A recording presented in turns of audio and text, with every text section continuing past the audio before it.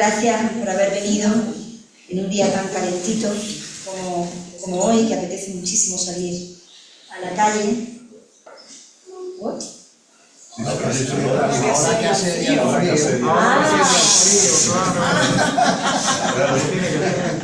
Pues ahora que hace día el frío, gracias a las y a los valientes por tirarse a la calle y venir a dedicar un ratito de nuestro tiempo, que en definitiva es lo único que tenemos para escuchar y que nos cuenten.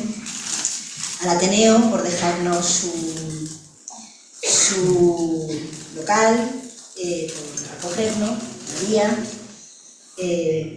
Rebobint a María. Y bueno, yo solo voy a decir unas palabrillas como editora. En este caso vengo en calidad de editora. Sabéis que tengo el ENVE hace ya pues desde el 2020. Y este libro entra dentro de la colección de crítica. Tenemos una colección de narrativa, colección de poesía y colección de crítica. La colección de crítica se inauguró con un libro, un estudio sobre Proust, que hizo Blas Matamoro, un estudio maravilloso, y ha sido la colección que más parada ha estado.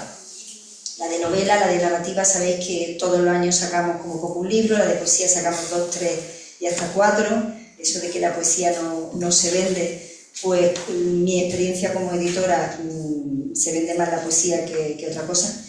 Y no hemos sacado otro libro de crítica, no porque no hayamos tenido ofertas, que hemos tenido mucho, bastante, poco, sino porque queríamos que el segundo libro estuviese a la altura del primero.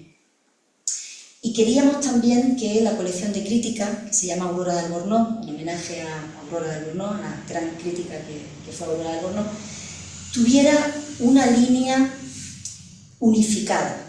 Es decir, estudio rotundo, serio, crítico, pero a la vez estudio afable, amenos, para todo tipo de público, no solo para el especialista en la poesía de Javier Egea, para el experto en Proust, sino que lo que intentamos es, con esta colección, que la crítica se convierta en una lectura atractiva para todo tipo de lector, no solo para el lector especializado. Cuando Pablo nos dio su manuscrito,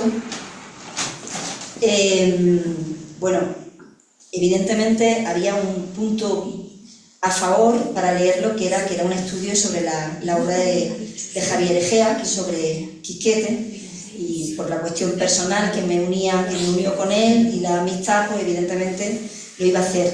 Luego era Pablo, que yo lo conozco como crítico y sabía que cualquier cosa que hubiera hecho Pablo pues sería una cosa seria y que merecería la pena. Leí el estudio y evidentemente pues se cumplieron todas esas expectativas que el libro me dio a priori. Este libro estuvo muy bien asesorado, además, y yo lo tengo que decir, porque la generosidad brutal de alguien como Antonio Jiménez Millán, cuando ya estaba malito, él estuvo corrigiendo, leyendo este libro que veréis que no es infinito, y le dio 2 lecturas, Antonio, al libro. Álvaro también fue otro de los correctores, y yo ya habrán visto que tengo un ojo rojo, pues evidentemente ha sido de todas las correcciones de prueba que hemos hecho a este libro. He de decir que como lectora estoy muy feliz, he gozado con la lectura de este libro. Creo que a Javier le hubiera gustado este libro. Le hubiera gustado el tono, le hubiera gustado la perspectiva y la posición en la que se coloca Pablo frente a la última obra de Javier Egea. Yo creo que le habría gustado. Y como editora he de decir que estamos estoy hablando en boca de mis socias, pero que estamos muy contentas de este libro, que por otro lado verán que seguimos cumpliendo con nuestro afán de hacer libros bonitos, ya sean de crítica, de novela o de poesía, y que en este caso pues ha quedado una portada muy chula, ¿no? Y bueno, pues sin más, yo le dejo la palabra, no hace falta ni que presente a Álvaro, creo, ni que presente a Pablo, y nada, le dejo a María. Yo no voy a hablar de vosotros porque Álvaro lo conocemos de sobre y Álvaro lo va a presentar. Yo sí me gustaría tener un recuerdo con las víctimas del accidente del tren, que además te afecta a ti, Pablo, y bueno, y nuestra solidaridad, cariño con las víctimas y que se recupere lo antes pronto, ¿vale? Os dejo.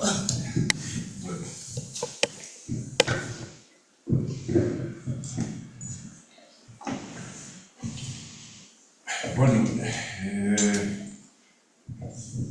Pablo ya no es un completo desconocido entre nosotros, porque ya ha venido varias veces a Granada a hablar de la otra sentimentalidad, dos o tres veces a hablar del propio Javier Egea, en el homenaje que hicimos en el 19, y también a hablar de Ángel González, que por cierto va a repetir mañana una charla sobre Ángel González en la Madraza, en el Palacio de la Madraza. Bueno, él es doctor en Filología Hispánica por la Universidad de León y tiene un máster también, una especialidad en materialismo histórico y teoría crítica en la Universidad Complutense de Madrid.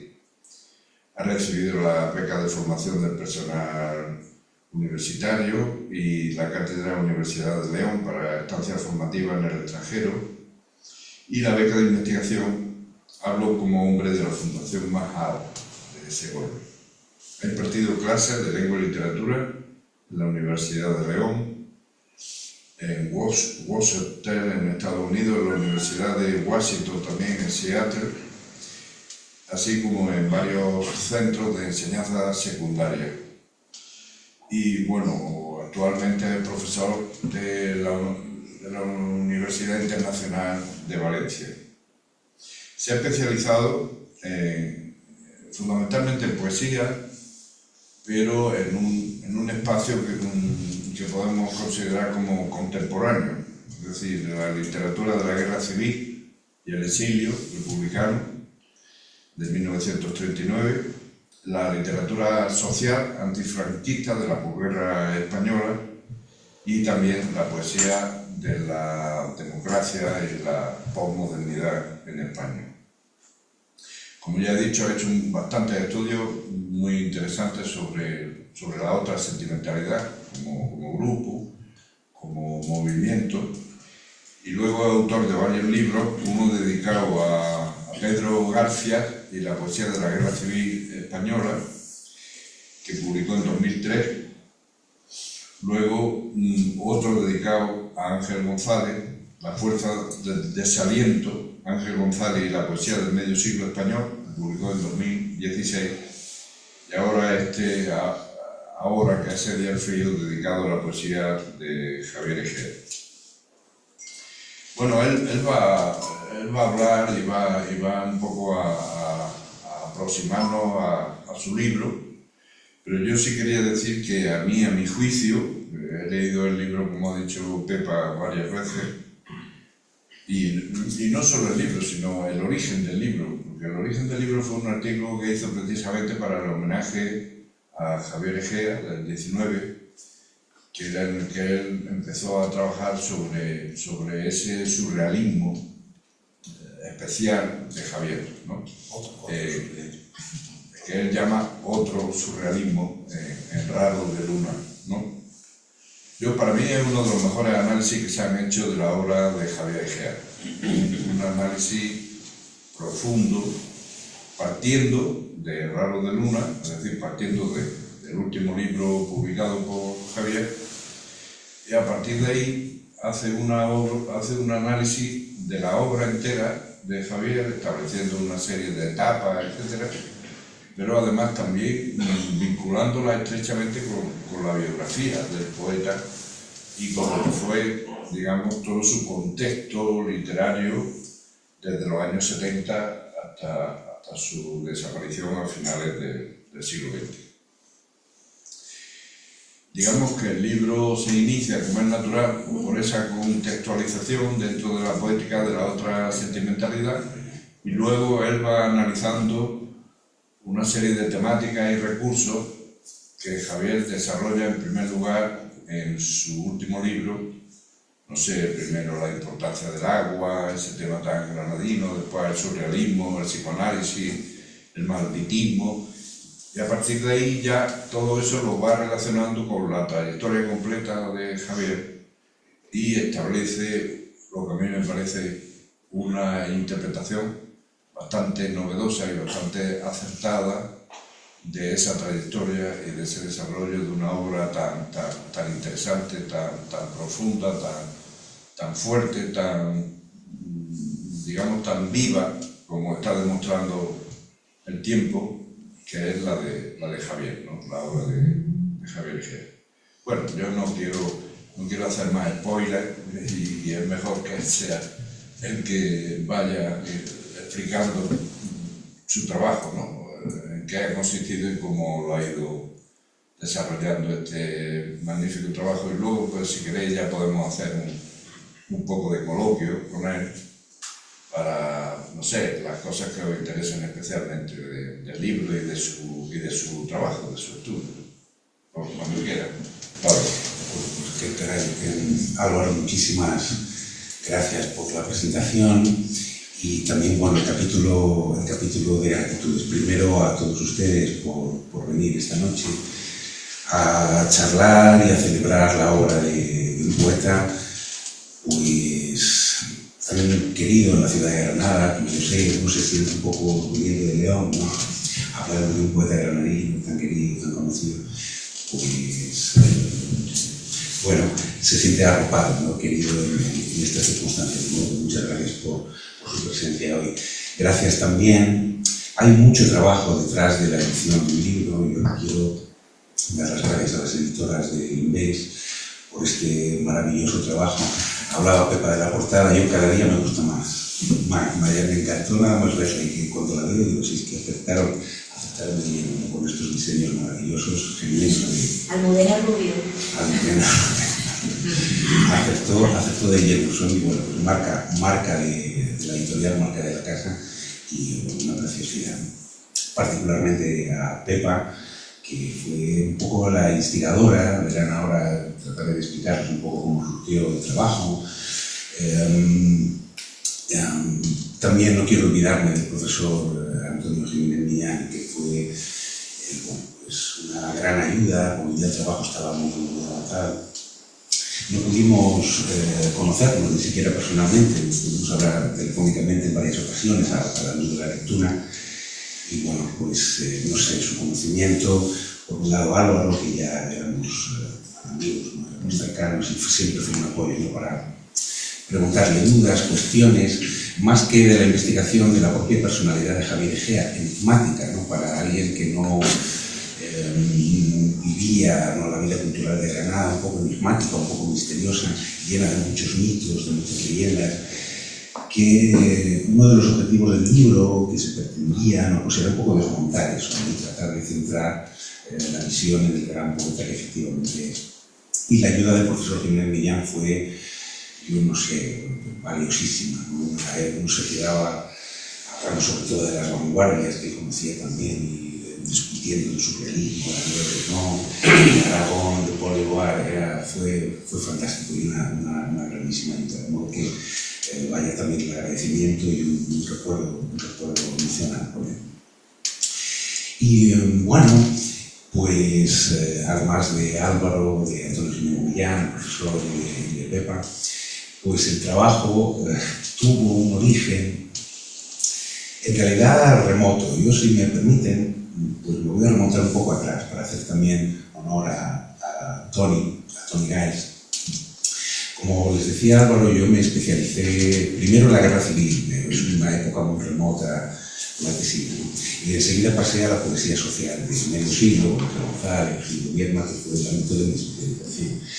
Y bueno, pues en una de estas crisis, ¿no?, de 2008 tuve que irme a Estados Unidos, y allí pues caí en la Universidad de Washington con también un profesor muy querido en Granada, y que él quiere Granada y España, que es Anthony Gais.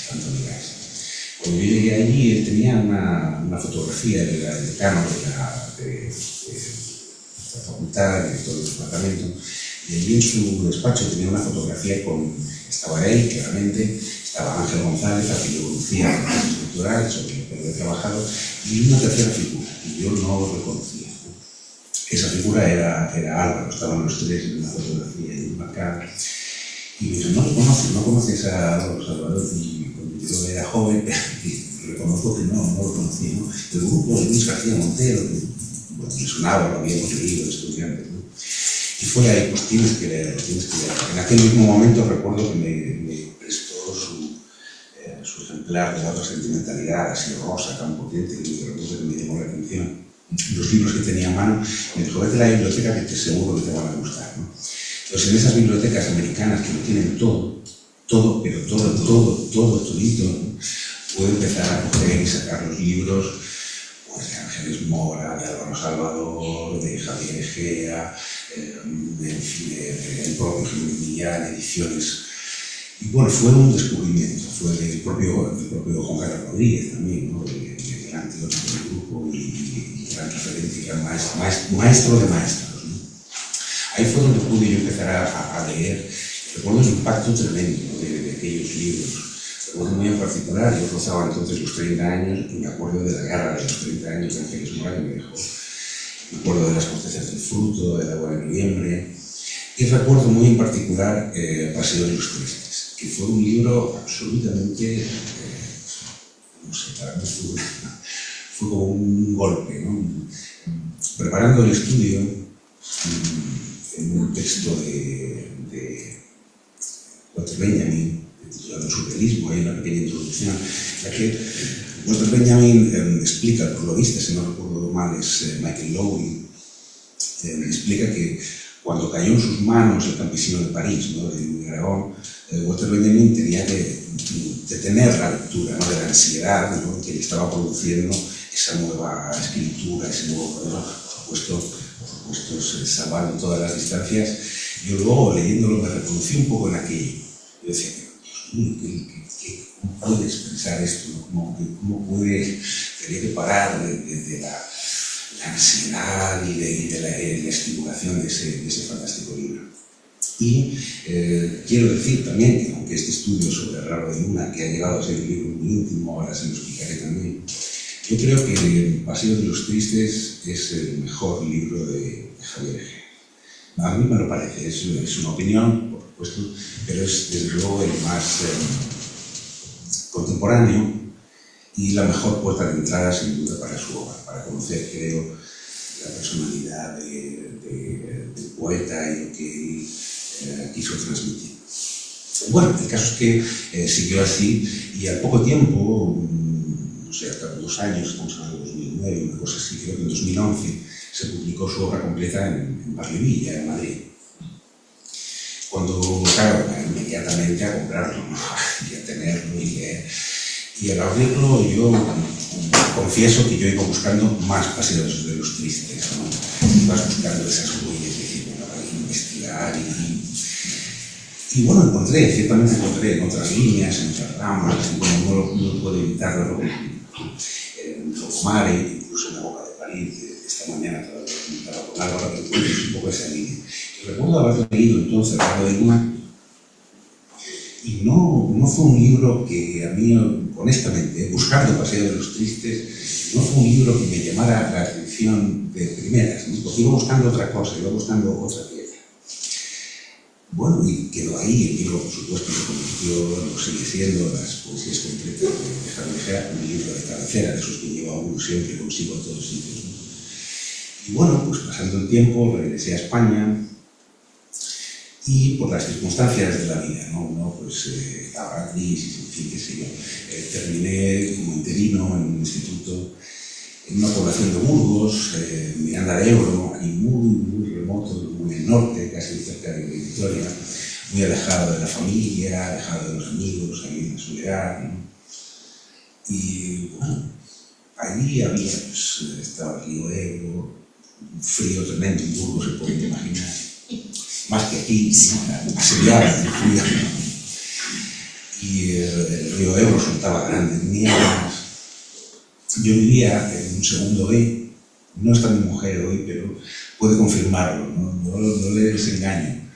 Vivía en un segundo E y justo enfrente de mi apartamento había una iglesia, la iglesia de San Nicolás de Bari, en realidad muy moderna, nada espectacular, ¿no?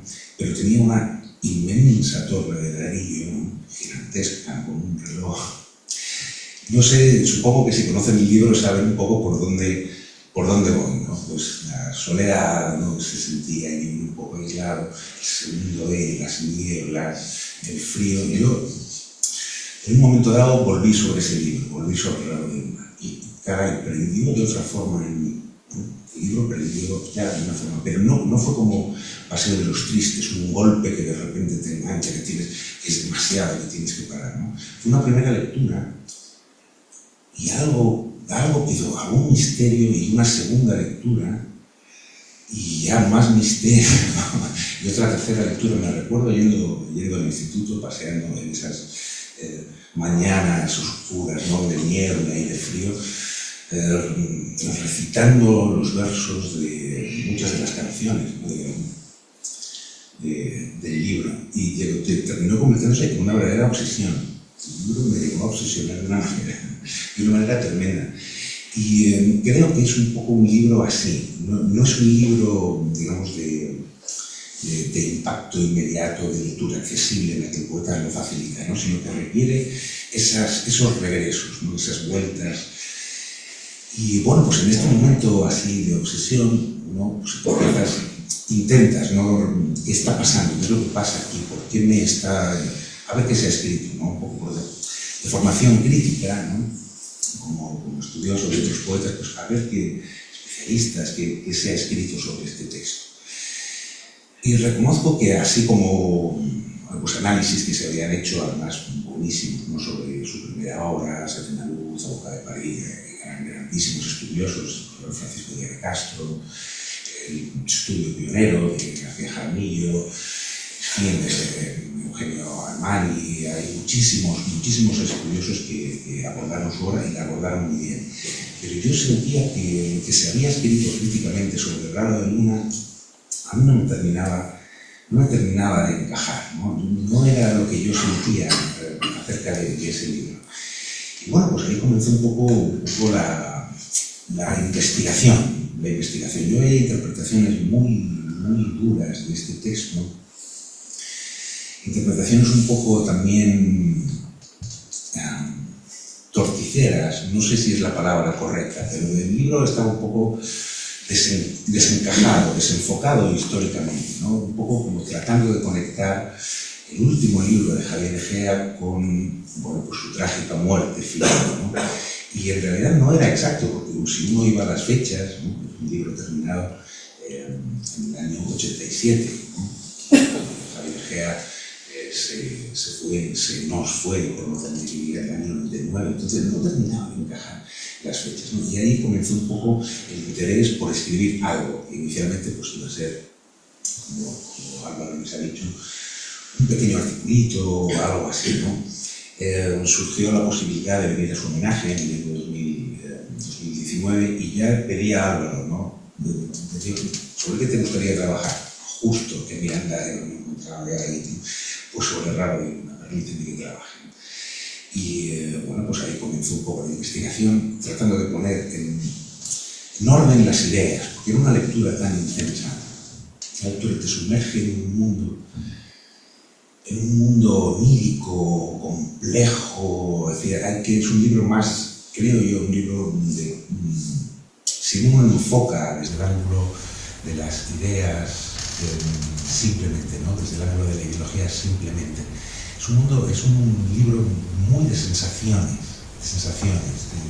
Ahora hablaremos un poco de eso si ustedes quieren.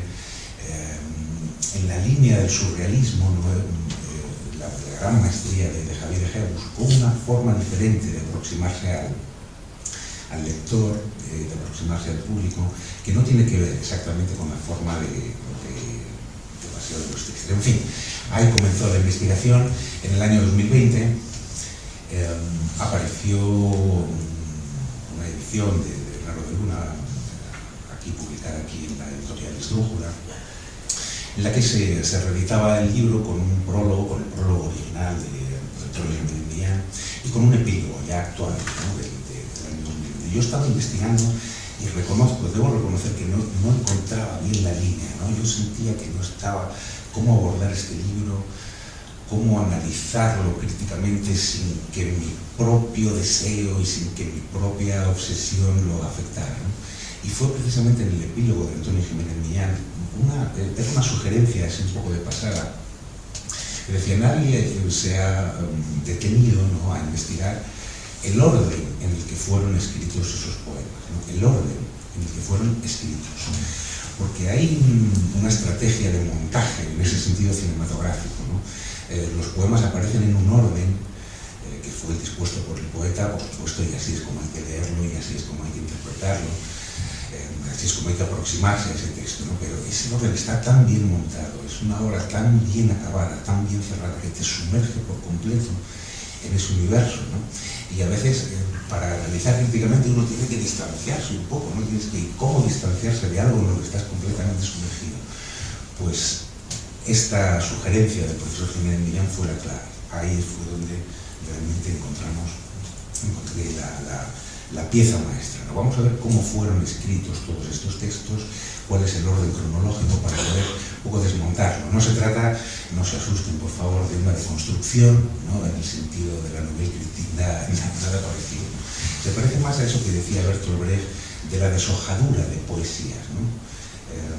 Vamos a tratar de deshojar la rosa, ¿no? Cada uno de los pétalos es bello, es hermoso por sí mismo, ¿no?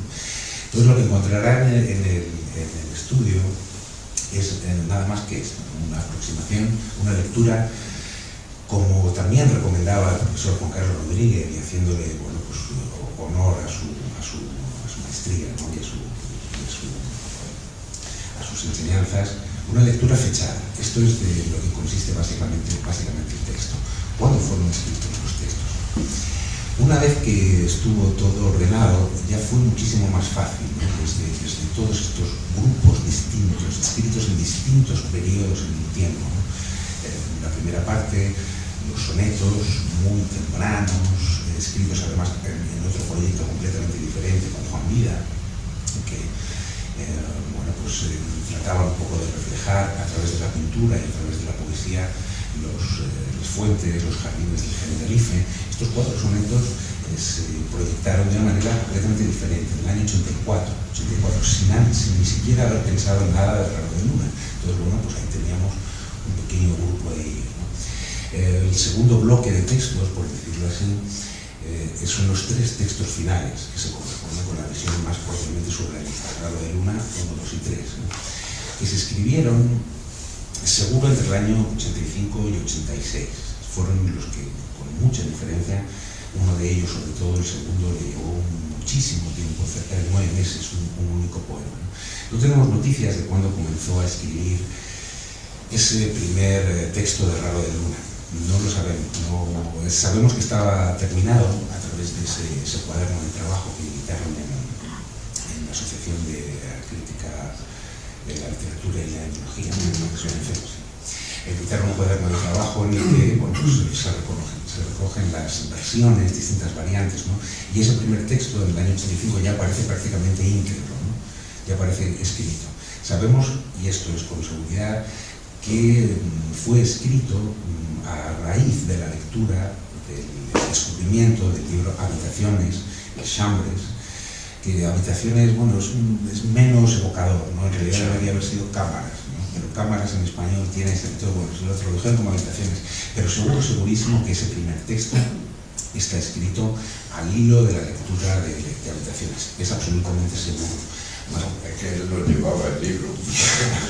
Sí, lo enseñaba. Estaba fascinado con la lectura de sí, debió impresionarle mucho. Y luego el prólogo también de Gabriel Alvear, que también fue discípulo de Althusser, que tiene esa línea un poco del estructuralismo marxista.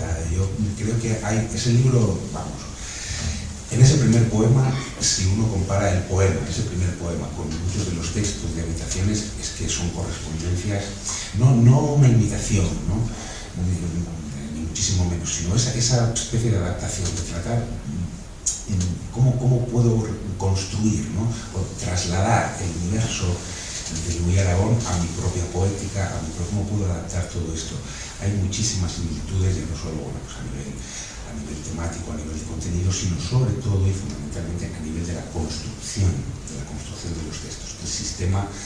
El sistema está prácticamente reproducido, creo que es la palabra correcta, reproducido, no producido de nuevo en ese texto.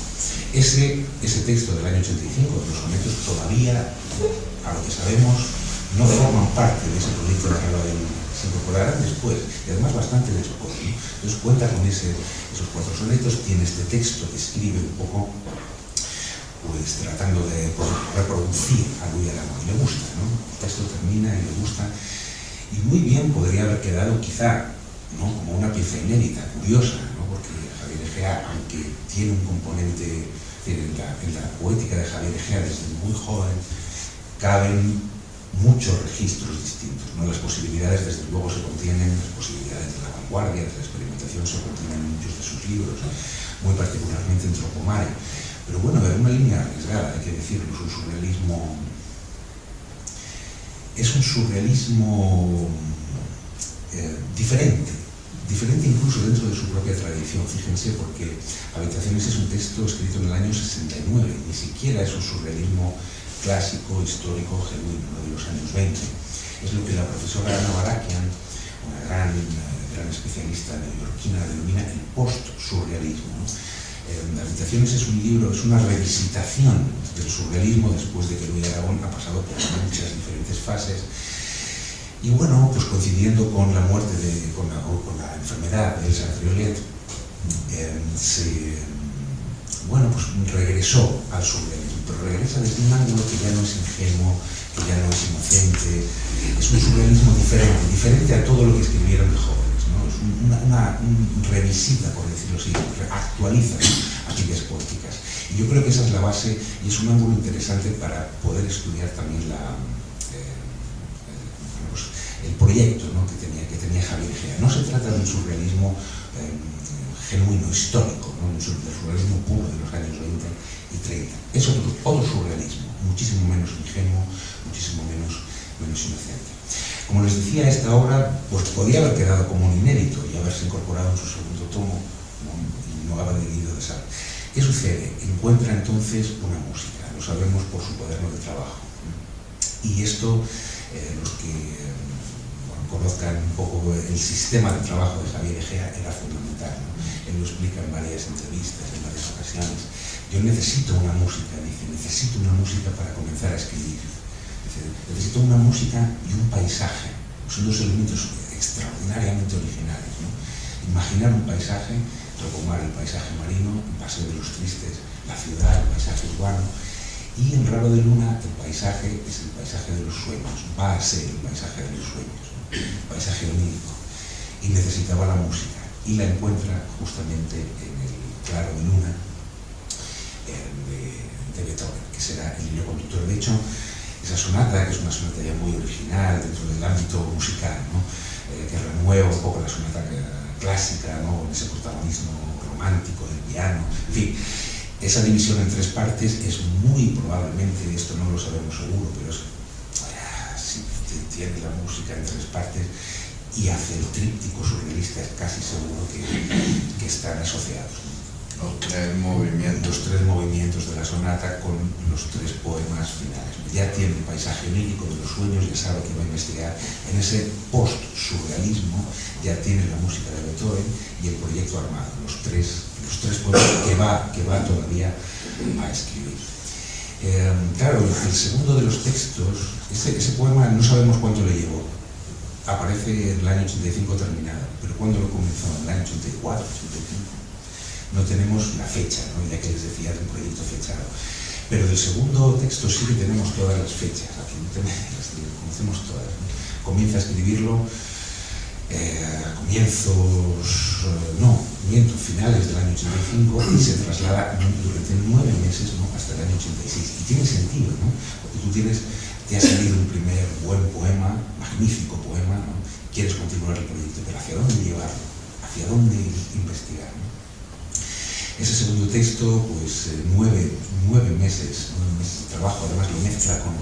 Tiene referencias a veces muy recónditas, muy sorpresivas, muy sorprendentes, ¿no?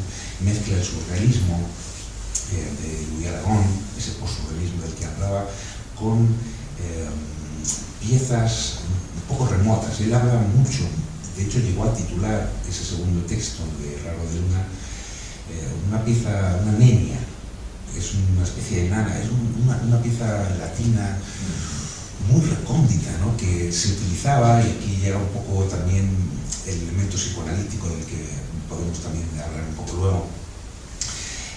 Se utilizaba, en origen era una pieza funeral, no se cantaba en los funerales de las personas, pero también se utilizaba como un canto para adormecer a los niños. Entonces, esa conexión de esa nana, esa especie de nenia, ¿no? Que también está conectada con la nana del caballo grande que utilizan los sonetos, en fin, empiezan a encajar ya todo un nivel. Y con, porque claro, la nana con el propio Lorca, ¿no? Y su obsesión por la nana, efectivamente. Pues uno va viendo cómo se perfila, cómo se va perfilando el proyecto, ¿no? Ese segundo poema le llevó muchísimo. 9 meses, de hecho lo deja reflejado en su cuaderno de trabajo, por fin, ¿no? Va tomando forma esta trabajosa nenia, ¿no? Va a terminar. Y una vez que la ha quedado resuelta, termina la tercera parte del texto, la termina en 3 semanas, un mes, y la tiene terminada. Ya está en el primer movimiento, está el segundo movimiento, y ya el cierre del texto. Culmina ya por el año 86. Fíjense, allá en el año 86 tenemos los sonetos, que todavía, aunque es tema polémico, porque hay gente que piensa que el proyecto de Raro de Luna se inicia allí en los sonetos, ¿no? Pero yo pienso que no, nada lo indica, ¿no? Que los sonetos se hicieron aparte con el proyecto de Juan Vila, se presentan aparte y están ahí, ¿no?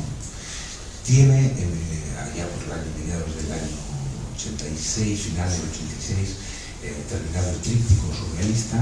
Entonces, aquí llega un momento clave de la escritura del libro, ¿no? Tiene esto, cómo ponerlos en conexión, ¿no? Fíjense, unos sonetos que en realidad no son muy surrealistas, de ninguna manera lo son. Los sonetos de Sombra del Agua son más bien sonetos estetizantes, ¿no? Clasicistas, como le gustaban a él. Incluso yo diría que algo más solemnes, incluso que Serenas del Viento, que tiene un enfoque también con piezas clásicas que le gustaban y que las escribía tan bien, ¿no? Entonces, ¿cómo ponerlos en contacto? Todo lo que escribe después, que son las secciones intermedias, las Islas Negras y El Príncipe de la Noche, que es, yo creo que una de las colecciones más impactantes, ¿no? De donde está tomado el título del texto, no te vayas ahora, que sería el frío, ¿no? Esa maniobra de escritura de las secciones intermedias es de una extraordinaria generosidad. Cuando se aproximen al volumen, verán que esa maniobra de esos textos, conectar unos sonetos clasicistas estetizantes, cierto que oscuros, ¿no?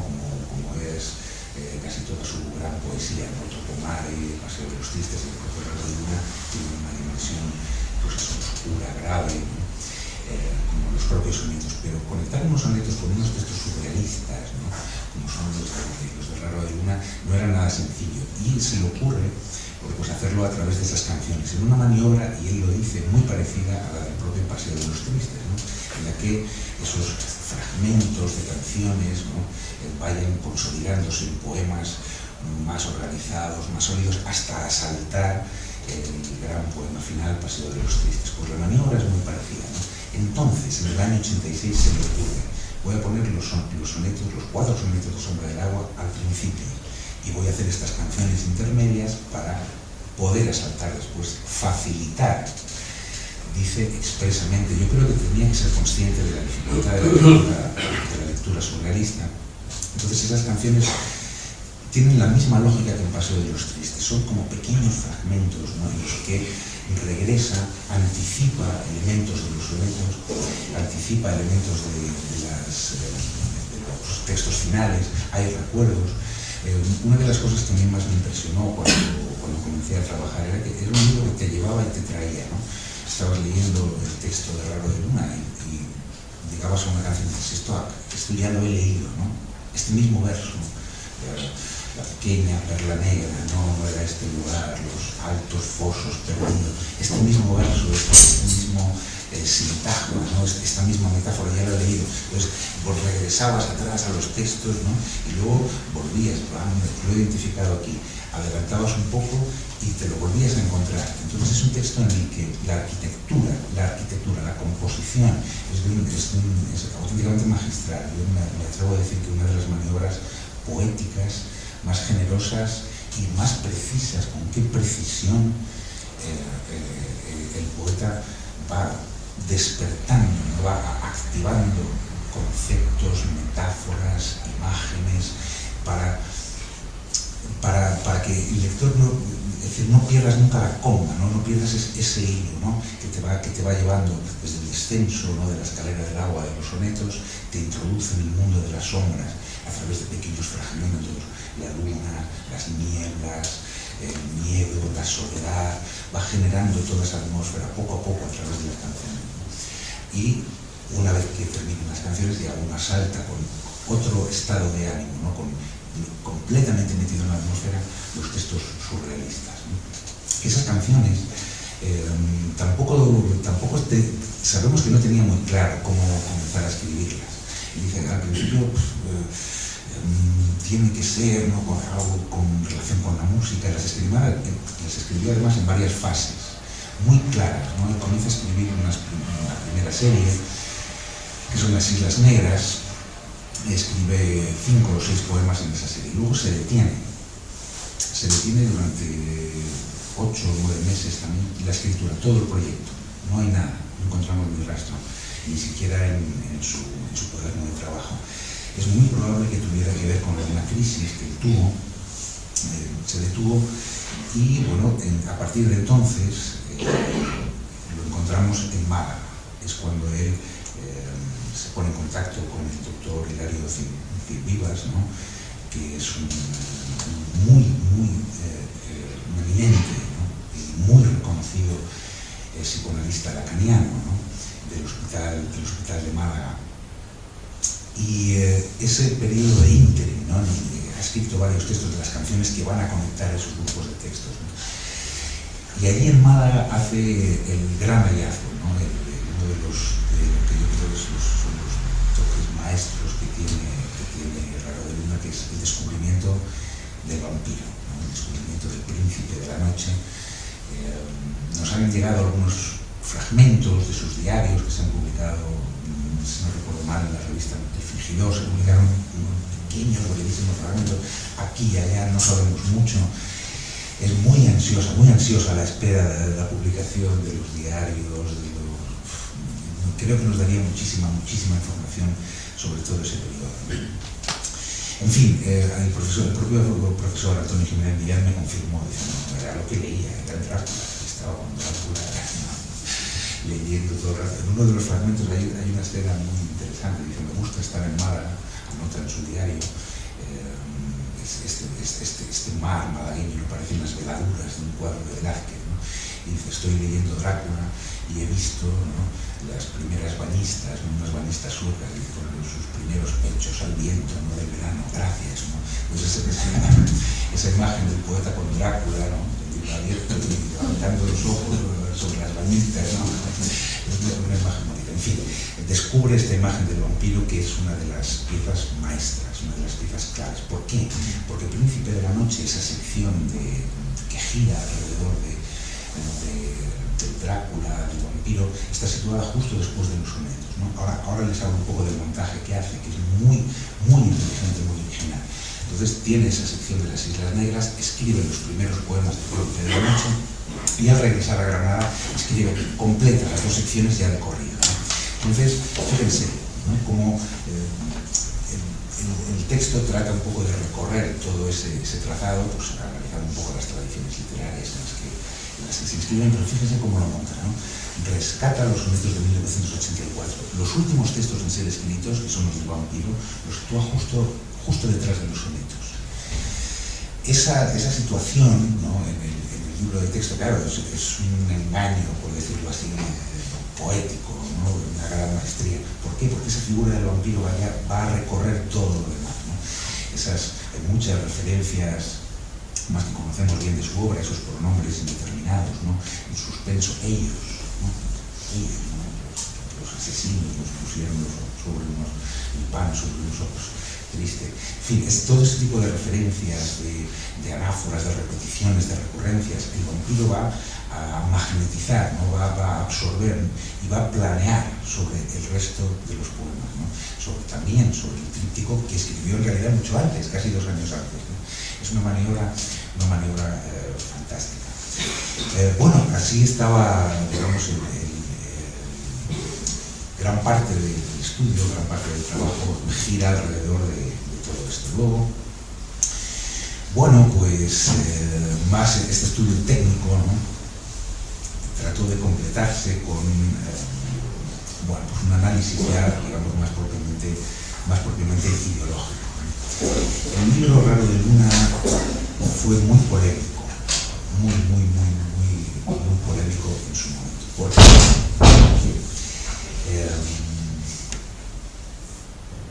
No fue un libro bien entendido, nadie lo entendió, ¿no? A pesar de que una vez terminado le pidió un prólogo al profesor Jiménez Millán, que es quizá el mejor texto en el que se compendian, digamos, todas las problemáticas, ¿no? Es un prólogo, pero están todas ellas, todos los problemas, todo el surrealismo, toda la visión de los malditos, del vampiro, de la literatura romántica, que están perfectamente trazados ya en el prólogo del profesor Antonio Jiménez Millán, que muy avisadamente advierte al lector de 1990, ¿no?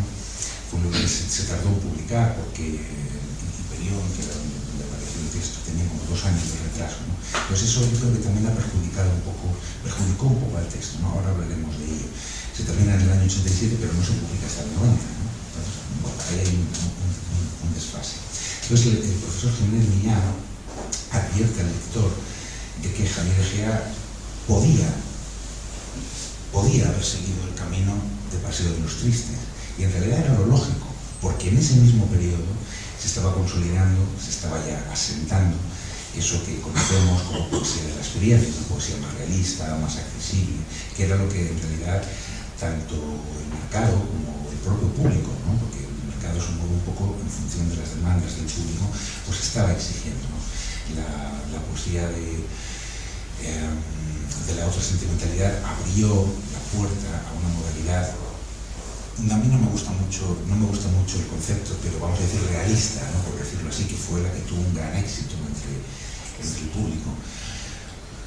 ¿Por qué Javier Egea giró, ¿no? hacia una poesía surrealista, una poesía más hermética, más experimental? ¿Por qué se dio ese giro? Es uno de los aspectos, digamos, más polémicos del libro. ¿Existe o no existe una ruptura? Es entre los críticos, ¿no? El debate alrededor del libro gira un poco alrededor de esto. Si Raro de Luna es una ruptura, un distanciamiento, un alejamiento de las claves de la otra sentimentalidad o no, ¿no?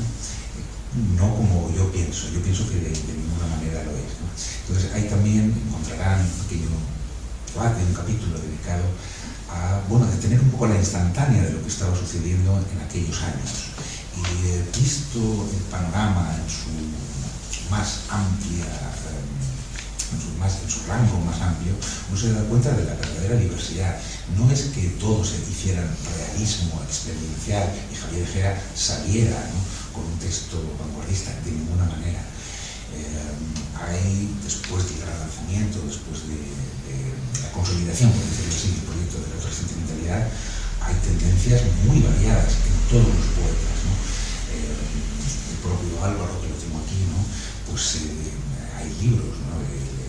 Las que están en servicio, que se publican en el 87, es un libro vanguardista total, ¿no? Y Agua de Noviembre, de 1985, es un texto realista. Propio Luis García Montero, por hablar de los 3, digamos, firmantes del manifiesto, también se desenvuelve en aquella época en una búsqueda de amplísimo rango, ¿no? Hay un libro que coincide con la escritura tanto de Estación de Sacrificio y El agua de noviembre como de los inicios de Raro de Luna, bueno, inicios ya bastante avanzado, que es Las flores del frío. Flores del frío es un libro en el que se ve también esa tensión entre el realismo y la vanguardia, en fin, como todos estaban dibujando. Raro de Luna no es un libro tan raro, ni yo pienso que Javier Egea tuviera la intención, de ninguna manera, de hacer una ruptura, ¿no? La verdadera ruptura, bajo mi punto de vista, es la que se produce en el año 80. Esa es la verdadera ruptura, cuando él dice se desmorona el edificio, hay que empezar de cero, ¿no? Y es cuando él ve la luz, ¿no? De lo que quiere hacer, cómo quiere hacerlo, ¿no? Es la ruptura ideológica, ¿no? El hacer otra poesía, el salto a la otra orilla. ¿Qué ruptura podía hacer en el año 85? ¿Y hacia dónde? Ruptura porque hay un cambio de estilo. Lo que nos enseña la otra sentimentalidad, una de sus grandes enseñanzas, bajo mi punto de vista, es precisamente eso, que no hay un movimiento, un poeta, un escritor, ¿no? Y un lector no tiene por qué cerrarse, ¿no? A un único estilo, a un único camino, sino precisamente aprovechar los recursos de las tradiciones, ¿no? que tiene una mano para montar su propia obra, para montar el texto que necesita, ¿no? Entonces, la defensa, digamos, de Raro de Luna viene por esta línea. Raro de Luna no sale del ámbito, digamos, de la ideología, de la otra sentimentalidad. Es cierto que ya en el año 84-85 es un asunto polémico. El profesor Juan Carlos Rodríguez nos lo pone difícil, como siempre, hay que decir, ¿no? Fija en el año 83 el periodo de disolución del grupo. Nos restringe ahí una barbaridad, porque ¿qué hacemos después con las obras posteriores? Era un poco brutal. No sé. Broma dirigida a los protagonistas. Pero sí. Bueno, ahí lo fecha, ¿no? En el momento que se presenta el manifiesto se disuelve el grupo. Bueno, es muy severo, es muy estricto, radical, ¿no? Como siempre en su libro. Pero bueno, los críticos preferimos, pues, en fin, ver las obras que se publicaron después también dentro de la línea de la otra sentimentalidad, que en realidad ninguno pierde, ¿no? Ninguno de los autores. Por supuesto, ni Álvaro, ni Luis, ni Teresa Gómez, ni Millán, ni otros altos sentimentales, como podrían ser José Carlos Rosales o Justo Navarro, ¿no? Que también se sitúan en líneas similares, ideológicas, y que también desarrollan poéticas diversas, ¿no? Justo Navarro tiene unas obras, Los nadadores, Un aviador prevé su muerte, que son obras de pura experimentación, ¿no? Puro experimentalismo, y muy sintonizadas, yo diría, sobre todo con el tríptico final. De modo que, visto la construcción del texto, y conectado con su contexto de composición, yo diría que no es posible de ninguna manera defender desde luego un distanciamiento, ni tampoco una expulsión, como se llegaba a decir. Hay un libro polémico, un libro complejo, difícil de analizar, porque también se ha aprovechado un poco. Antes les decía interpretaciones torticeras porque se ha aprovechado, bueno, pues a veces un poco para hacer daño, digamos, a otros miembros de la otra sentimentalidad, precisamente por esa diferencia, ¿no? Como trasladando la diferencia poética aparente, ¿no? La estilización de los textos, trasladarla a una diferencia ideológica que no existe de ninguna manera. Es cierto que el texto es difícil de situar, pero eso no quiere decir que se encontrará fuera de su marco ideológico. Bueno, en esta línea, para soldar un poco esta interpretación, se hacía un poco evidente tener que recurrir a otro de los elementos primordiales, o yo creo primordiales, de Raro de Luna, que era el psicoanálisis, ¿no? Ya antes de sus sesiones psicoanalíticas en Málaga, algunos de los textos dejan ver un cierto interés en todo el elemento psicoanalítico. Les aseguro que se ha avanzado en ese punto con muchísima prudencia, con muchísimo tiento, porque el psicoanálisis es un método complicado, complejo, que requiere cierta destreza perita, ¿no? Yo tampoco soy especialista en psicología, a mí me interesaba el marco general, ¿no? de la estructura de su teoría. pero tampoco servía con traducir, ¿no? Encontrar pues, una referencia a la luna y ver cómo se traduce esto, ¿no? En términos psicoanalíticos, una interpretación de los sueños hecha así, digamos, vulgarmente. Entonces, bueno, pues se ha tratado de ajustar la explicación de la escritura precisamente para ensamblarla con la teoría de la otra sentimentalidad, con el materialismo histórico y con el psicoanálisis. Se ha tratado de ensamblar la escritura del texto con los ciclos, digamos, del periodo psicoanalítico, en realidad tal y como lo concibe Freud, y Lacan recupera después, ¿no? Que es bueno, pues los procesos de transferencia y contratransferencia, ¿no? La compulsión de repetición, eso que les hablaba antes de las recurrencias, todos los conceptos, es una fase psicoanalítica además muy bien trazada, muy bien estipulada, las pulsiones del amor y la repulsión de muerte, y al final, bueno, pues el choque del principio de placer y el principio de la realidad, en fin, la teoría psicoanalítica. No quiero tampoco ahora caer en explicaciones demasiado aburridas, ¿no? que pueden encontrar en el libro.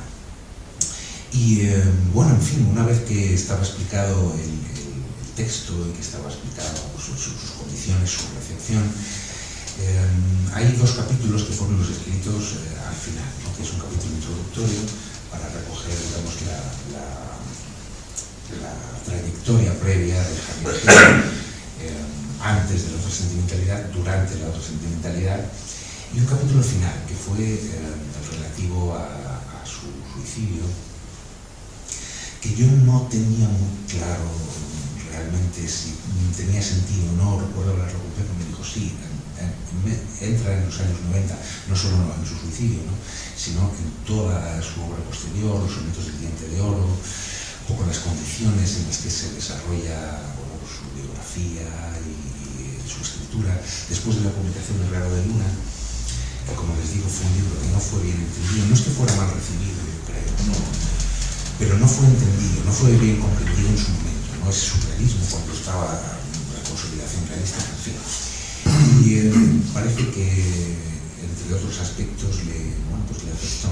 Parece que Javier Gil le afectó este poco impacto que tuvo, como si había tenido Paseo de los Tristes, ¿no? Fue inmediato, fulminante, con muchas reseñas. La propia doña Aurora de Albornoz, ¿no? que nos preside, ¿no? La colección en la que aparece. En fin, tuvo un éxito fulminante. Y Raro de Luna no. Raro de Luna se hicieron reseñas de José Carlos Rosales, Ramiro Fonte, en el país, justamente, sí. Ramiro Fonte, aquí en Granada, Antonio Salvador, creo, Salvador Alonso, efectivamente, Salvador Alonso. Bueno, sí, algunas reseñas, pero el libro pasó muy desapercibido, quizá le desanimó. Y bueno, pues a partir de ahí todo parece que se complica un poco en su vida, ¿no? A partir de ahí. Le cuesta, sobre todo desde el punto de vista literario, uno nota cómo le cuesta sacar adelante los proyectos. Parece que duda, parece que está inseguro, ¿no? Emprende el proyecto de los Dientes de Oro, de los sonetos del Diente de Oro, que fue tan lento. Es cierto que las piezas merecen lentitud, que son unas narraciones, ¿no? Escritas en alejandrino, con un dominio absoluto, ¿no? De la sintaxis, los encabalgamientos, de los acentos, que en realidad era genuino en él, genuino de su poesía, pero avanzaba muy lento, no conseguía se embarca en un proyecto posterior de relatos que tampoco sale adelante. Se embarca, hablábamos esta mañana también, en pues la posibilidad de organizar una antología, ¿no? Que llevaría el título de Soledades, felicísimamente, ¿no? Pues publicada ahora en Imperial. Es un texto histórico que nos llega, el texto que él comienza a diseñar en el año 95, al que da un par de vueltas. Eso lo explica muy bien también el profesor Juan Carlos Rodríguez, como el primer proyecto que no llevaba el título de Soledades, pues no le convencía. Contactan con Ángel González, que tampoco termina de cuajar. En fin, trabaja en eso también durante 2 años, hasta que tiene su proyecto, ¿no? de antología, y tampoco consigue sacarlo adelante. Todo como el libro Raro de Luna no cuaja bien, estos proyectos tienen dificultades para escribir. En fin, y... Son los años también de su despegue teatral. Sí, cierto. Que él había tenido unos años, digamos, previos cuando fue a Canarias, Sí, cuando sí, la época de la Boca de París. Y entonces... Y antes, Serena Luz lo recibe estando ya en Canarias. Sí, bueno, porque fue eso, el año 72, 73. Pero claro, retoma eso con Susana Oviedo y entonces hacen unos espectáculos muy bonitos, muy interesantes, pero claro que eso también requería un trabajo. Sí, y él claro, un poco claro. yo creo que se distrae con esto, que a la vez, bueno, le reportaba también un dinero, Bueno, en realidad no creo que sea algo que le sucedió solo a Javier Egea, pero la gente que se dedica al mundo del espectáculo, claro, vivir únicamente de eso no es ya muy rentable por sí mismo, ¿no? Y bueno, pasó por problemas económicos, todo el mundo lo indica. Eduardo Castro en alguna entrevista antes hablaba con Maricarmen y con Ángela, el amigo Eduardo Castro no lo dice, no, es que eso no necesitaba encontrar otra cosa. Encontró en la Huerta de San Vicente, sí, estuvo durante unos años, con muchísima mala suerte de verdad, porque se pone en marcha la Casa Museo y la universidad paga su parte y el ayuntamiento no les pagó nada, además durante un montón de meses. Tuvieron que cerrar, se queda de nuevo un poco colgando así de madero. Entonces, bueno, pues problemas económicos, reveses, por decirlo así, literarios, ¿no? Y yo pienso que cierta inseguridad, hay algo en sus textos, lo conocemos por sus inéditos hoy, ¿no? Cierta inseguridad de no saber por dónde dirigirse, ¿no? Si seguir con una línea, con otra, en fin. Y esto, bueno, pues digamos en los aspectos biográficos que está tratado, yo he querido ser lo más objetivo, lo más escrupuloso posible, ¿no?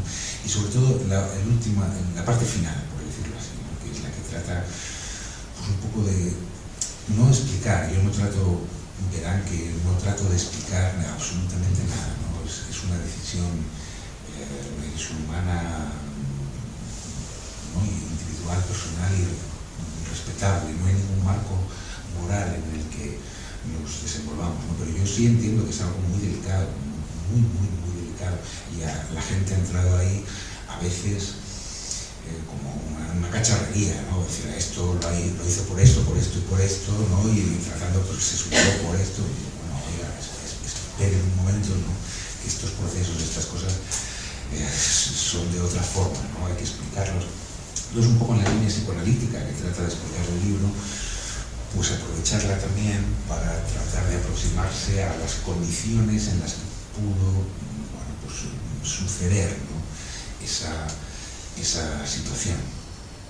Hay un aspecto, en Juan Carlos Rodríguez, él dice que no, él insiste en que no, que el asunto de la bebida, que también es delicadísimo, ¿no? Él dice que no, que de ninguna manera. Sin embargo, por los datos que han llegado hasta nosotros, yo pienso que por lo menos no debe ser subestimado. Y hay aspectos interesantes, ¿no? Que Javier Egea tomaba y dejaba un poco el hábito a voluntad. Cuando tenía que escribir, dejaba... Una voluntad, ¿no? Se costaba un trabajo tremendo. Bueno, aquí están sus hermanos y pueden... Absolutamente eso. Se ponía pastillas, inyecciones, en fin. Pero sí que tenía mucha voluntad, ¿no? Porque cuando estaba sobrio era cuando mejor escribía. Es decir, esos periodos de sobriedad fue cuando escribió El Paseo de los Tristes, cuando escribió Otros Pomares y El Raro de Luna. El propio Raro de Luna. Es decir, que a él le costaba muchísimo trabajo, pero hacía el esfuerzo y buscaba los apoyos, ¿no? para hacerlo. Lo interesante, fíjate, porque eso, bueno, lo dejas claro, escribir un libro y sobre todo en la forma en la que lo hacía, con esa concentración, con esa intensidad, bueno, pues requiere, pues eso, fuerza de voluntad, ¿no? Pero lo significativo a mí al final me pareció que él, independientemente de la relación que tuviera con el hábito, inició varios tratamientos en el tiempo. Sí, sí. Él de alguna manera intentaba de una forma u otra distanciarse, ¿no? Y llegó a ser algo muy complejo para él, ¿no? Porque si solo podía escribir, digamos, en dique seco, ¿no? Cuando dejaba el hábito, llegó a ser bueno, problemático, ¿no? No podía escribir. Antonio Jiménez Millán, recuerdo en nuestras conversaciones, lo decía, ¿no? Que para él escribir era toda su vida, ¿no? Era un hombre que había convertido en oficio. Era un vitalismo total. Él era poeta. Sí, sí. Y no poder sacar adelante los proyectos, en fin, yo creo que es un factor que no debe ser menospreciado y a veces, sí, por lo menos sí considerado, porque bueno, mucha gente simplemente pasa por encima de ello, ¿no? Y no bebía mucho, pero no le pasaba nada y estaba siempre bien y no es exacto.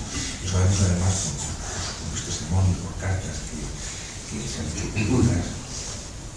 En fin, trata un poco de aproximarse con toda, por supuesto, con todo el respeto a su figura, a sus amigos, a su familia, ¿no? Un poco a las condiciones en las que pudo suceder aquello, qué pudo suceder. Y en fin, este es un poco el desmontaje del análisis.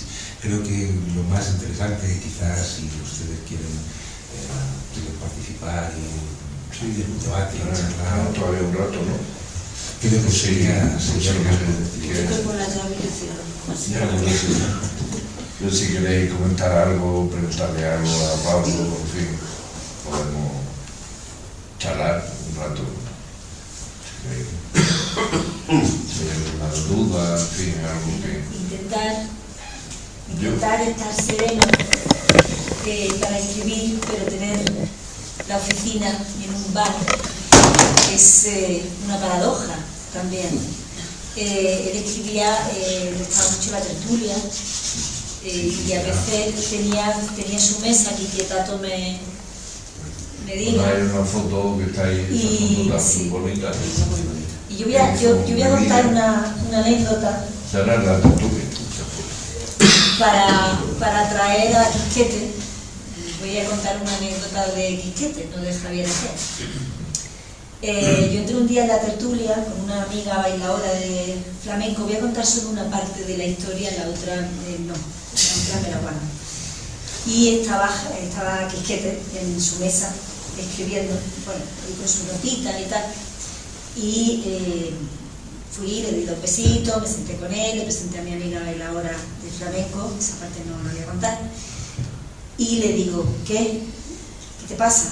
Estaba ahí como agobiado, tenía cara agobiada, y digo, ¿qué te pasa? Y dice, pues que tengo una tía muerta en la bañera y no tengo ni puta idea de cómo sacarla. A cualquier persona, no sé por qué, era Javier, era Quisquete, era esa persona a la que se le ponían en formación las lentejas en el techo. O sea, aquello podía ser verdad. Yo me puse muy nerviosa, era muy jovencita. Creo que en la barra estaba, no sé si era Alfonso, Tato o no sé si era Alfonso que estaba entonces en el bar o era Javier Benítez. Yo me fui muy nerviosa al bar. Y le dije, ¿dónde está Tato? ¿Dónde está Tato? No, Tato está en Argentina. ¿Qué hace Tato en Argentina? No te preocupes, vamos a llamar al Tito Mariano. El Tito Mariano es abogado, va a saber lo que hacer. Él va a saber lo que hacer. Y llamó a Mariano Maresca, iba a llamar a Mariano Maresca, y cuando él me ve que voy a llamar a Mariano Maresca, un teléfono tal, me dice, Pepa, en un poema. Sí, en uno de los sonetos del Diente de Oro. Él estaba escribiendo uno de los sonetos, pero yo di por hecho que tenía La mañana. Luego ya nos relajamos, nos tomamos unas copitas y viene la segunda parte, que esa no la voy a...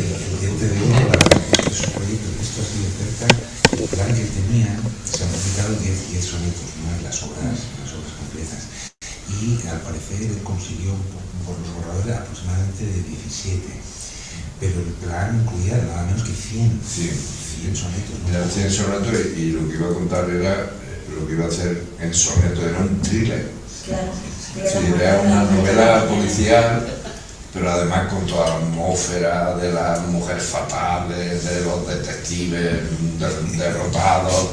Era una cosa fantástica, una idea que, claro, que era lenta porque es que, claro, él escribía esos sonetos perfectos, ¿no?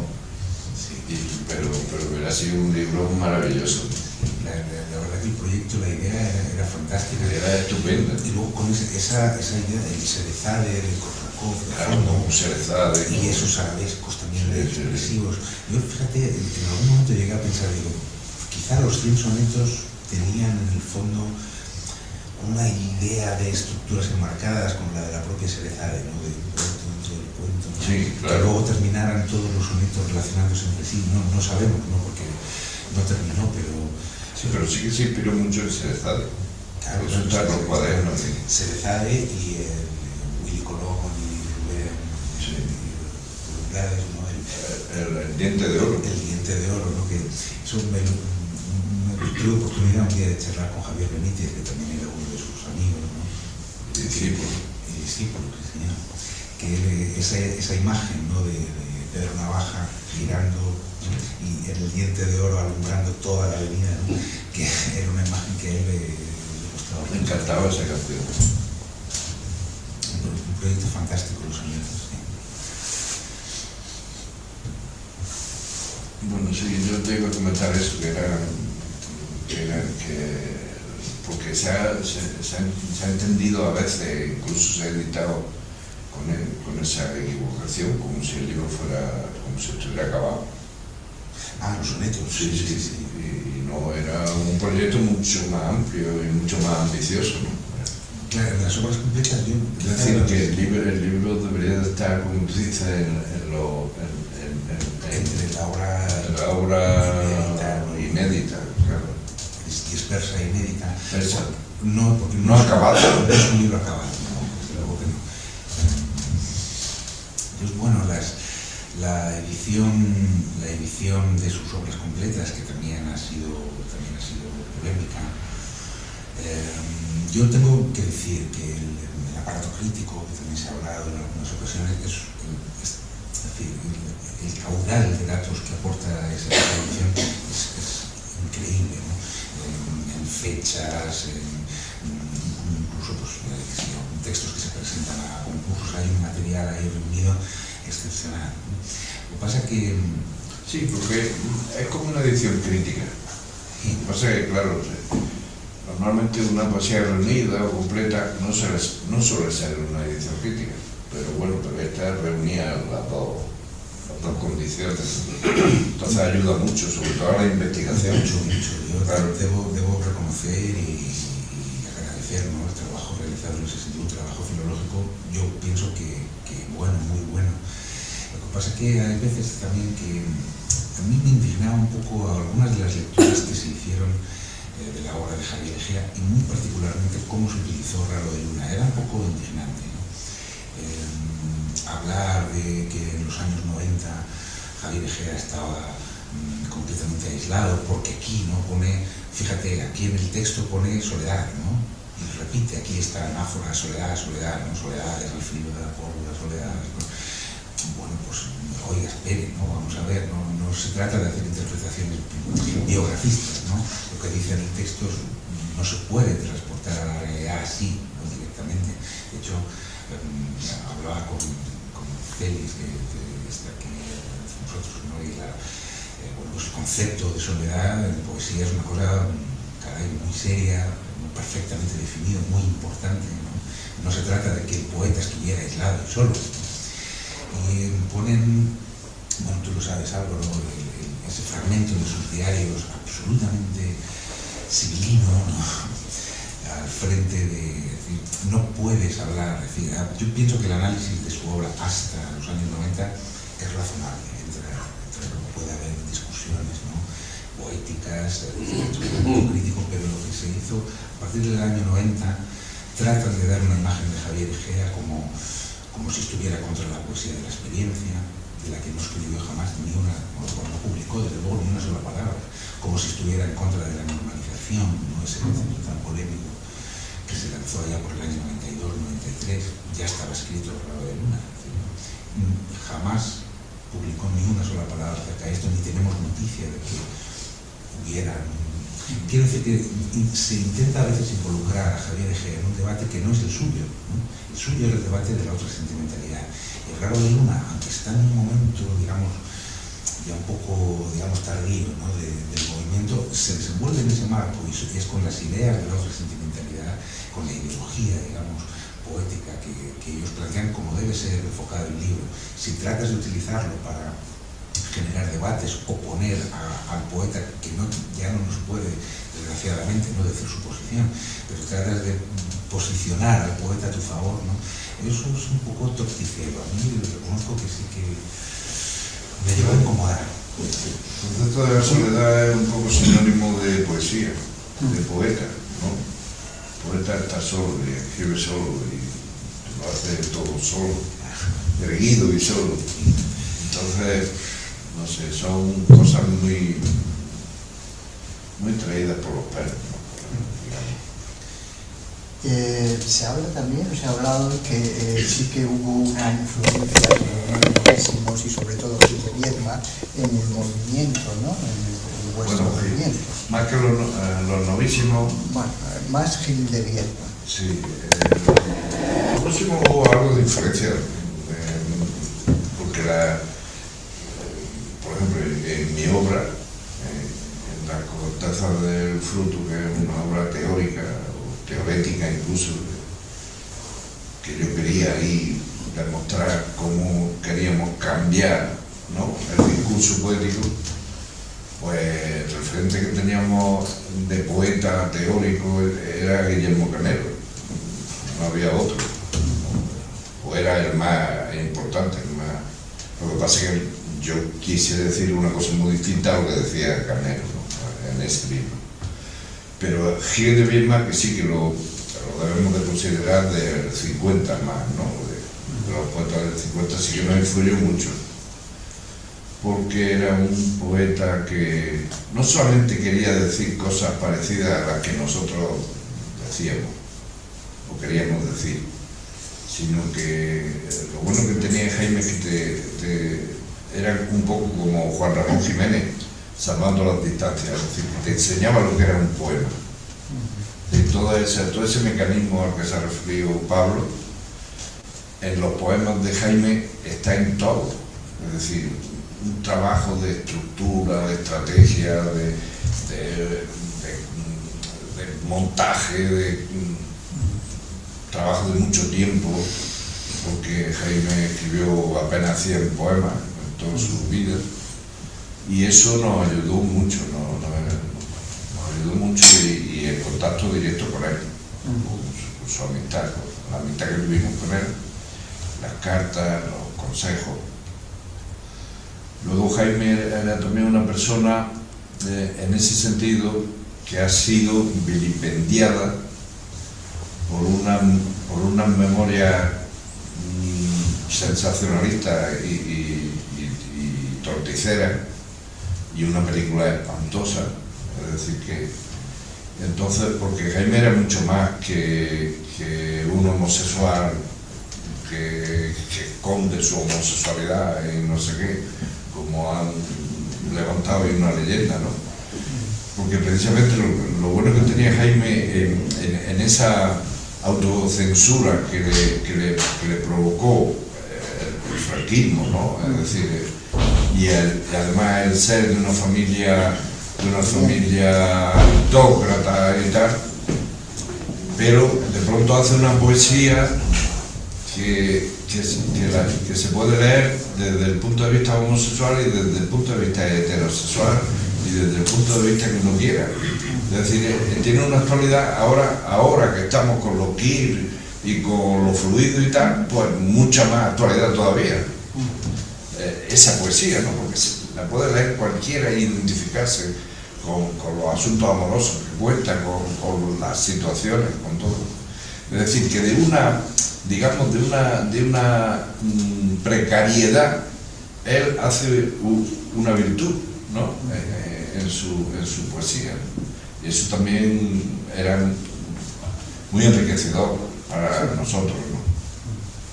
Que luego fue una persona, desde el punto de vista ético y personal, cuando la situación se normaliza, él, cuando le presentaban a alguien, decía: Jaime Gil de Viedma, homosexual. Como diciendo, a mí que no me digan que yo no lo digo y que yo lo escondo. O sea, ahora que se puede, ¿no? Sí, vaya por delante mi condición. Jaime fue una influencia muy buena. Y Javier le tenía mucha admiración a Jaime. Pienso que se nota más en el Paseo de los Tristes. El Paseo de los Tristes, sí. Sí, porque lo urbano es uno de los temas de Jaime. A Luis le encantaba, a Javier le encantaba el poema de Barcelona ya no es bona, o Mi paseo solitario en primavera.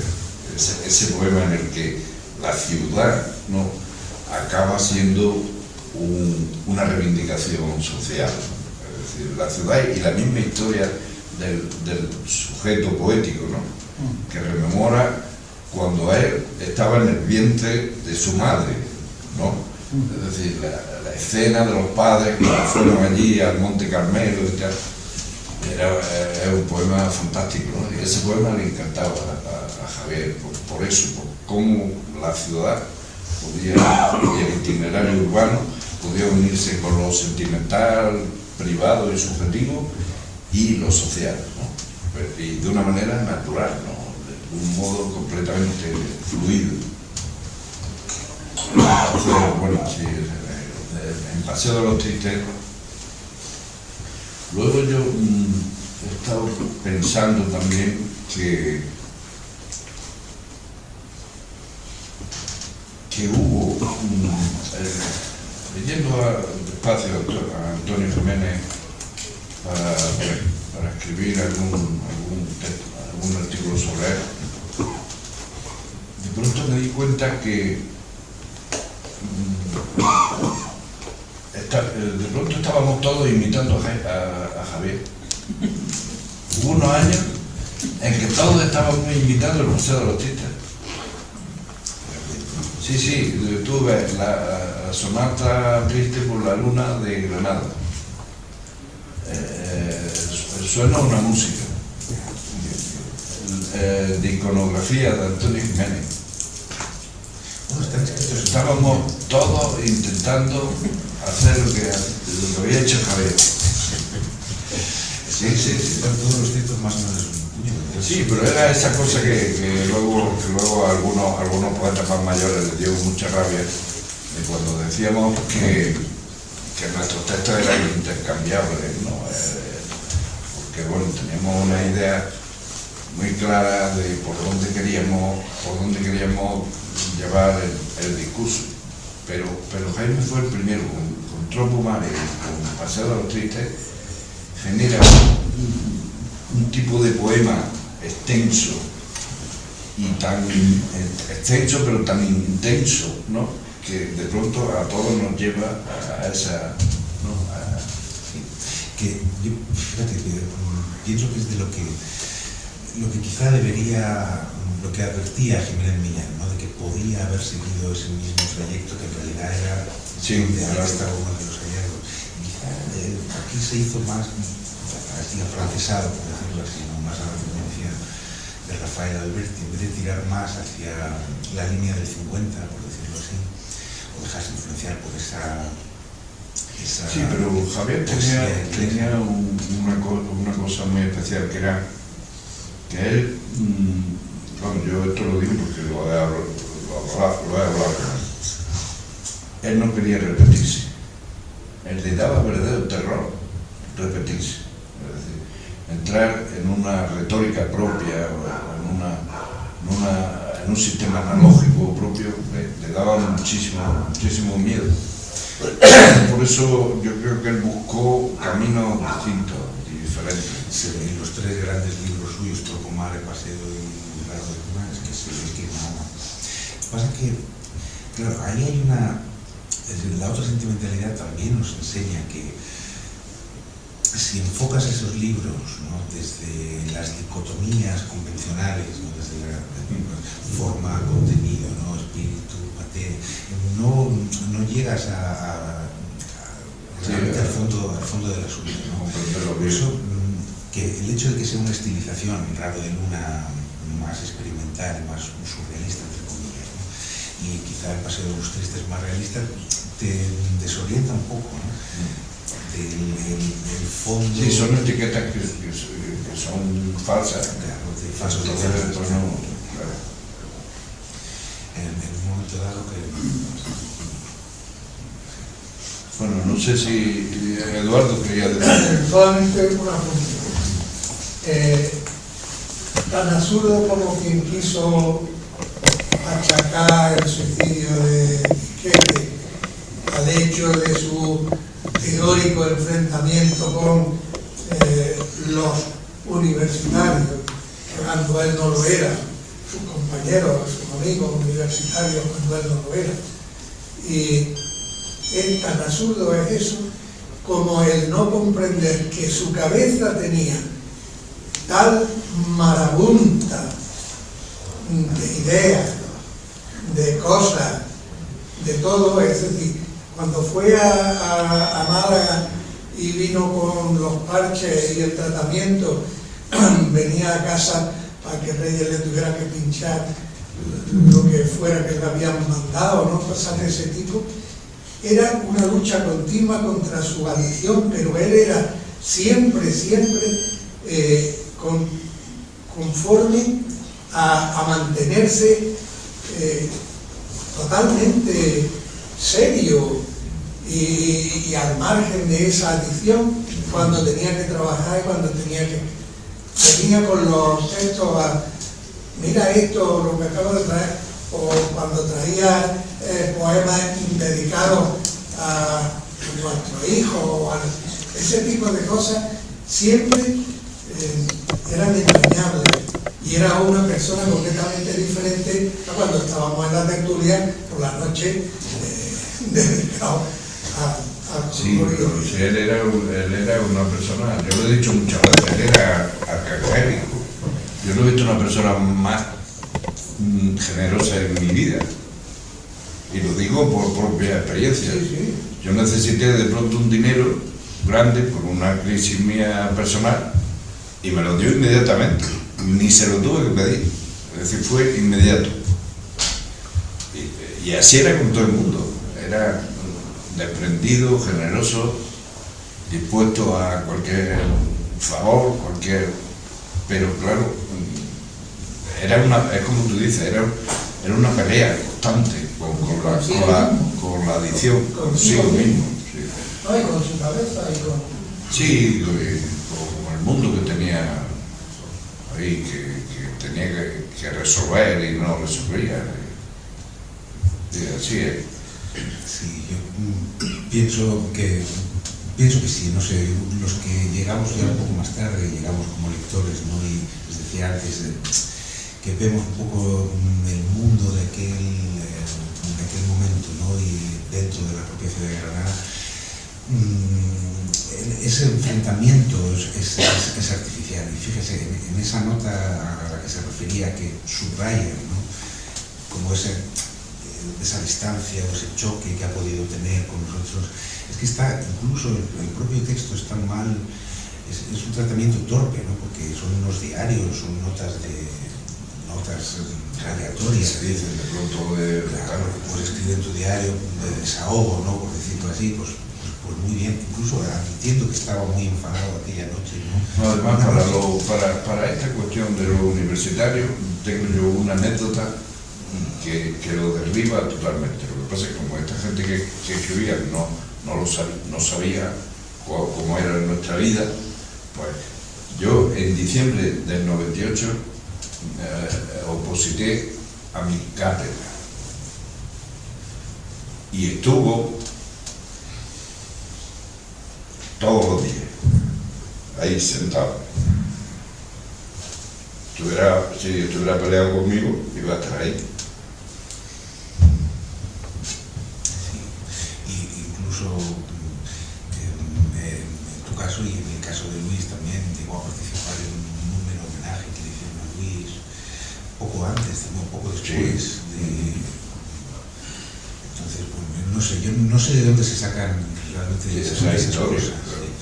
Los años 90, bueno, la soledad y la tragedia. Parece que no hay nada más cuando había muchísimos proyectos, participan en antologías, la que hablábamos esta mañana en México, aparecen antologías también en La General, en fin, está metido en multitud de homenajes, en multitud de recitales, con Álvaro lo recuerda muy bien el poeta Morante, José Luis Morante, que estaba por allí, que se encontró un día por Cádiz o por las tabernas de Cádiz. Sí, le fuimos a dar un recital en la Viña, en una cofradía de estas de la comparsa. Hay multitud de testimonios que tiran abajo esa idea, ¿no? Y convertir a Javier Egea en un maldito, en un aislado, ¿no? En un marginal, incluso en un heterodoxo. Yo ni siquiera creo que se le pueda aplicar, o yo por lo menos no lo comparto. Heterodoxo es un poeta otro, eso sí, puede dar la otra sentimentalidad, eso es lo que encaja perfectamente. Hombre, él era, claro, él también con su cosa de revestimiento de poeta desde que se levantaba hasta que se acostaba, pues claro, tenía una figura extravagante, ¿no? Es decir, que una imagen que de alguna manera pues contribuía a esa leyenda, pero que eso lo hacía él teatralmente, ¿no? Para revestirse de una personalidad, un abrigo de señora que se ponía de pieles y unos chalecos. A él le gustaba esa cosa de la antigua bohemia, ¿no? De vestirse. Si me pones un poco al hilo, el título de Raro de Luna, que parece, ¿no? Es un título tan potente, tan poderoso, es decir, paráfrasis del Claro de Luna de la música, pero es un texto que parece que sostiene esa idea de la rareza, esa idea de la diferencia, del poeta romántico, distanciado, ¿no? Y en realidad sabemos que es un título muy anterior. El título de Raro de Luna pertenece a una pieza, o aparece por primera vez en una pieza del año 82, una magnífica pieza inédita, titulada así, Raro de Luna. Volvió a tratar de manejar ese título en un proyecto del año 84, entre que escribió los sonetos y los otros sonetos de Granada en Mano, ¿no? De la revista. Y los romances y todo eso. Ahí se plantea hacer un proyecto sobre la música y lo titula así, Raro de Luna, pone así entre interrogantes, ¿no? Entonces es un título poderosísimo, potentísimo, pero que no estaba estrictamente asociado a estas piezas. Él tiene las piezas, ¿no? Y solo, fíjense, antes les hablaba de esas tres del tríptico, una solo cuando tiene terminado el segundo, titula, dice, esto ya es Raro de Luna. Aquí sí, aquí encaja ese título. Entonces le da muchas vueltas que ni siquiera el propio título, que parece aludir a esa rareza, a esa diferencia, yo soy raro, soy diferente, ¿no? Pues no es cierto, no es así. También el título encajaba, como tú has dicho, con el eje fundamental del libro, que era El Príncipe de la Noche. Entonces ahí el título venía... Por el título es magnífico, Raro de Luna. Venía perfecto. Bueno, pues... Y así acabando, ¿no? Que no tiene que fumar de Muchas gracias por todo.